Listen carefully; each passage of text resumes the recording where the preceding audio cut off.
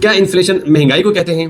देखिए, आप सोचिए कि कोई चीज़ जो आज से 1 साल पहले 1000 रुपए की थी, आज वही चीज़ 1200 या 1300 रुपए की है। और जो आपकी सैलरी है वो आज भी वही है, या जो भी आपकी इनकम है आज भी सेम ही है, बट आपके जो खर्चे हैं वो बढ़ते चले जा रहे हैं। क्या हम इसी को इन्फ्लेशन कहते हैं? मेरा नाम है एसएम शाहिद शाह और आज इस वीडियो में हम इन्फ्लेशन को बिल्कुल आसान तरीके से समझेंगे। अगर आपकी एजुकेशन बिल्कुल कम से कम मैट्रिक भी है ना, तो तब भी आप इन्फ्लेशन के कॉन्सेप्ट को 100% बहुत ही क्लियरली समझ सकोगे।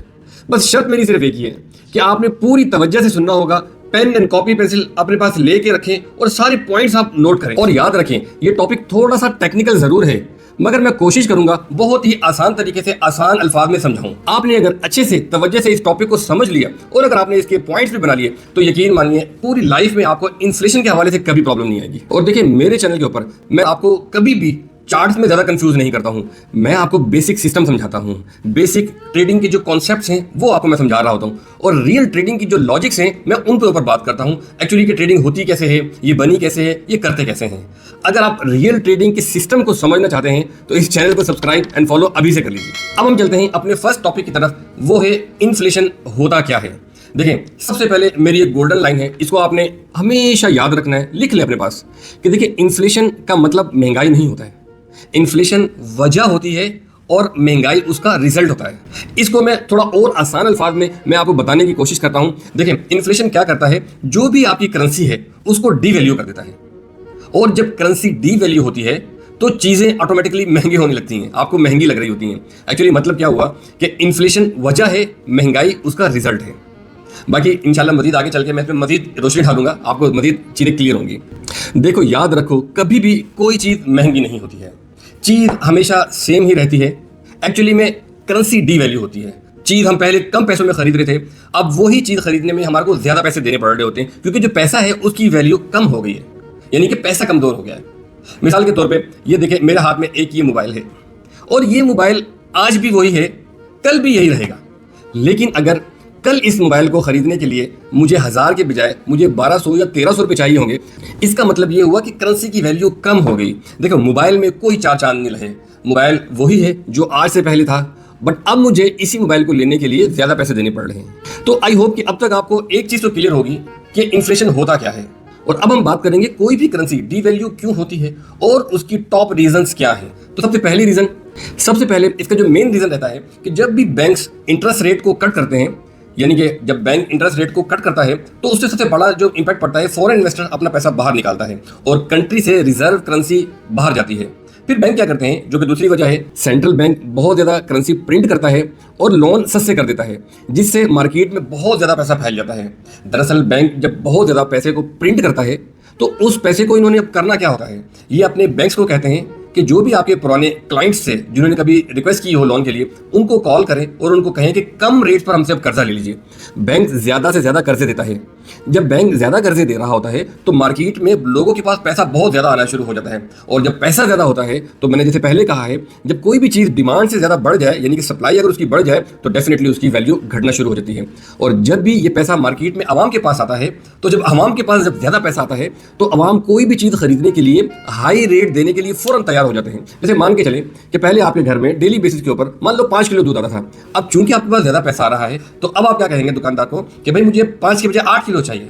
तो दुकानदार जब आपको 8 किलो देगा, मतलब ये वो 3 किलो आपको ज्यादा दे रहा है। इसी तरीके से हर घर में लोग ज्यादा खरीदना शुरू कर देते हैं, तो दुकानदार के पास डिमांड बढ़ जाती है। उसको पता होता है कि मुझे दूध कम है मेरे पास, तो मैं अपनी चीज की प्राइस बढ़ा देता हूँ, वो फौरन अपनी चीज बढ़ा देता है। और जब आपके पास पैसा ज्यादा हो तो आपको पता होता है कि मुझे ये चीज चाहिए ही चाहिए, तो आप ज्यादा पैसा देने को फौरन तैयार होता है।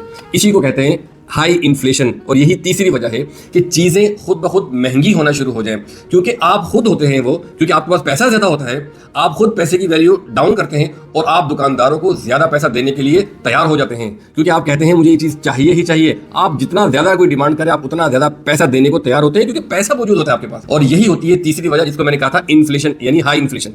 और चौथी जो बहुत बड़ी वजह है, जिसको हम कहते हैं ट्रेड डेफिसिट, यानी कि इंपोर्ट बहुत ज़्यादा होना और एक्सपोर्ट बहुत कम होना। मतलब ये हुआ कि आप बहुत ज़्यादा चीज़ें मुल्क में इंपोर्ट कर रहे हैं, यानी मंगवा रहे हैं, और मुल्क से बहुत कम चीज़ें फरोख्त कर रहे हैं, जिससे मुल्क से ज़्यादा पैसा बाहर जा रहा होता है और कम पैसा मुल्क में आ रहा होता है। जैसे मान लीजिए कि आपने 1000 चीज़ें खरीदी हैं 100 रुपये की प्राइस के हिसाब से, तो मतलब ये हुआ कि आपके मुल्क से 1 लाख रुपए चले गए और जो चीज़ें आपने फरोख्त की हैं, मान लो आपने कोई भी 500 चीज़ें 100 रुपए के हिसाब से आपने बेची, तो मतलब ये हुआ कि आपके पास 50,000 आया, तो आपका जो ट्रेड डेफिसिट रहा वो -50,000 रहा, क्योंकि मुल्क से ज़्यादा पैसा गया और कम पैसा मुल्क में आया। इससे भी इन्फ्लेशन बढ़ती है।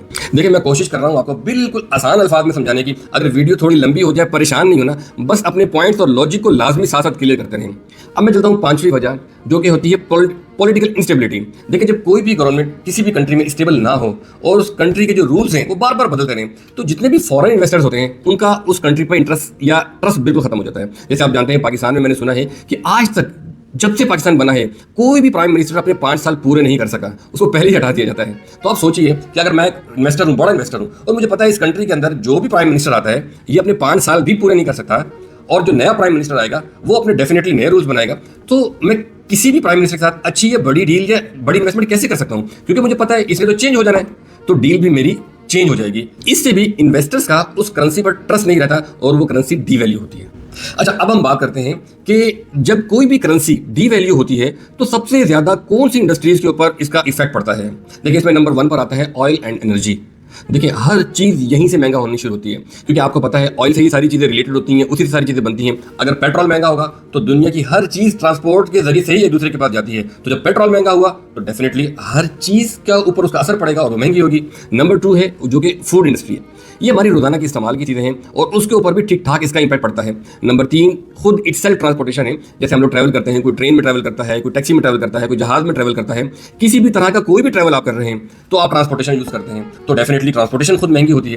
तो जब ये सब चीज़ें महंगी होती हैं तो कंस्ट्रक्शन, रियल इस्टेट, ये भी ऑटोमेटिकली महंगा होना शुरू होती है। और जो सबसे ज़्यादा इंपैक्ट पड़ता है वो पड़ता है मैन्युफैक्चरिंग के ऊपर, क्योंकि आपकी कोई भी फैक्ट्री है ना, जब भी आप कोई फैक्ट्री लगाते हैं ना तो उस फैक्ट्री के अंदर आपको रॉ मटेरियल चाहिए होता है, वो ट्रांसपोर्टेशन के जरिए से ही आना होता है। जब रॉ मटेरियल ट्रांसपोर्टेशन के जरिए से आएगा तो अंदर जो भी हम चीज़ें, मतलब जो भी हम प्रोडक्शन कर रहे हो किसी भी चीज़ की, उसके लिए भी आपको इलेक्ट्रिसिटी चाहिए होगी। इलेक्ट्रिसिटी भी डेफिनेटली महंगा होना शुरू होती है। जब ये सब चीज़ें महंगी होती हैं तो जो अंदर लेबर है वो भी हाई डिमांड करती है सैलरीज की। जब लेबर भी हाई डिमांड करती है सैलरीज की, तो उसके बाद होता क्या है, जो भी प्रोडक्ट आप बना रहे हो, प्रोड्यूस कर रहे हो, उसकी जो कॉस्ट है वो डेफिनेटली और बढ़ जाती है और महंगी होना शुरू हो जाती है। तो ये जितनी भी 5 चीज़ें मैंने आपको बताई हैं, ये सारी की सारी वो चीज़ें हैं जो एक कंट्री की इकोनॉमी से डायरेक्टली इफेक्टिव होती हैं। अब अगर मैं एज अ ट्रेडर पूछना चाहूँ कि हमने इन्फ्लेशन को चेक कैसे करना है, तो देखिए वो हम इस तरह से चेक कर सकते हैं। इसके 3 बड़े टॉप इंडिकेटर्स हैं जिनको देख के हम चेक कर सकते हैं। नंबर 1 पर है CPI, जो कि कंज्यूमर प्राइस इंडेक्स, यानी कि रोजमर्रा की चीजों पर जब रेट्स अप होना शुरू होते हैं। नंबर 2 पे आता है PPI, यानी कि प्रोड्यूसर प्राइस इंडेक्स, यानी कि जैसे थोड़े पहले मैंने कहा ना कि फैक्ट्रीज के अंदर जब चीजें बन रही हैं उसके अंदर पर चीज पर जो कॉस्ट बढ़ रही है उसको हम PPI कहते हैं। फिर एक होता है तीसरी कोर इन्फ्लेशन, यानी कि फूड एंड एनर्जी की चीजें निकालकर बाकी जितनी भी चीजें हैं उनको हम कहते हैं कोर इन्फ्लेशन। जब इनकी प्राइस के अंदर भी इंक्रीज होता है तो उससे भी इन्फ्लेशन बढ़ता है।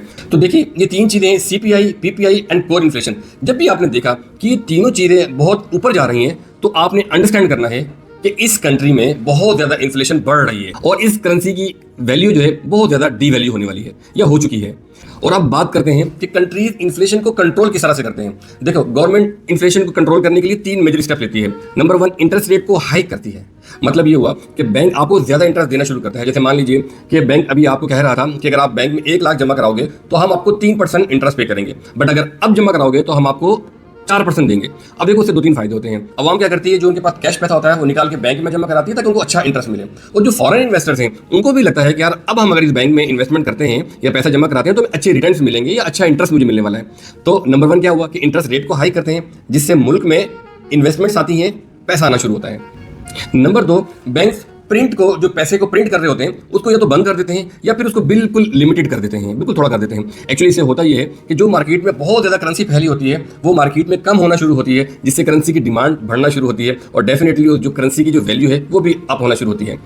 नंबर 3 पर जो गवर्नमेंट स्टेप लेती है वो सब्सिडी और टैक्स को कंट्रोल करना शुरू करती है। देखिए, मोस्टली जो कंट्रीज हैं वो पेट्रोल एंड फूड के ऊपर जो सब्सिडी देना फौरन शुरू कर देती हैं या फिर टैक्स को थोड़ा कम कर देती है। क्योंकि देखें, फॉर एग्जांपल सब्सिडी से होता ये है कि अगर मान के चलो पाकिस्तान में अगर पेट्रोल आजकल 250 रुपये लीटर चल रहा है तो गवर्नमेंट क्या करती है कि सब आपको 250 रुपए के हिसाब से दे रही है, तो गवर्नमेंट आपको सब्सिडी देना शुरू करती है। 50 रुपए आपको पेट्रोल सस्ता कर देती है और वो 50 रुपए अपनी जेब से देना शुरू कर देती है, क्योंकि गवर्नमेंट को 250 का पड़ रहा होता है। और होता ये है कि आपको पहले 250 का जो पड़ रहा था अब आपको 200 का पड़ता है और आपको पेट्रोल सस्ता मिल जाता है। जब पेट्रोल सस्ता मिलता है तो जैसे मैंने पहले कहा कि तमाम चीज़ें सस्ती होना शुरू होती है। नंबर 2, जो टैक्स पे किस तरीके से कंट्रोल करते हैं, ये लोग टैक्स को किस तरह कम करते हैं। जैसे मान के चलो कोई भी चीज़ आप 100 रुपये की ले रहे थे और गवर्नमेंट ने कहा था इसके ऊपर 15% टैक्स है, तो 115 की होगी वो चीज़। तो गवर्नमेंट कहती है कि अब ये 15% की बजाय हम 5% कर देंगे, तो अब वो चीज़ 100 रुपये की प्लस 5% टैक्स तो आपको 105 हो गया। तो अब ये चीज़ सस्ती हो गई, इससे भी इन्फ्लेशन कम हुई, तो आवाम को सारी चीज़ें सस्ती होना नजर आना शुरू हो जाती हैं। एक्चुअली क्या होता है कि करेंसी की वैल्यू बढ़ रही होती है। तो ये 3 से 4 स्टेप्स हैं जो गवर्नमेंट अपनी कंट्रीज में लेना शुरू करती है ताकि अपनी जो करेंसी है उसको स्टेबल रख सकें। अब अगर हम बात करें कि ट्रेडर्स इन्फ्लेशन से कैसे फायदा उठा सकते हैं, तो देखिए ये टॉपिक सबसे इंपॉर्टेंट है ट्रेडर्स के लिए। जब भी याद रखो कि जब इन्फ्लेशन बहुत ज़्यादा हो रही हो तो आपको माइंड में होना चाहिए कि गोल्ड स्ट्रांग होगा, कमोडिटीज़ भी स्ट्रांग होंगी और जो करेंसीज हैं वो डेफिनेटली वीक होंगी।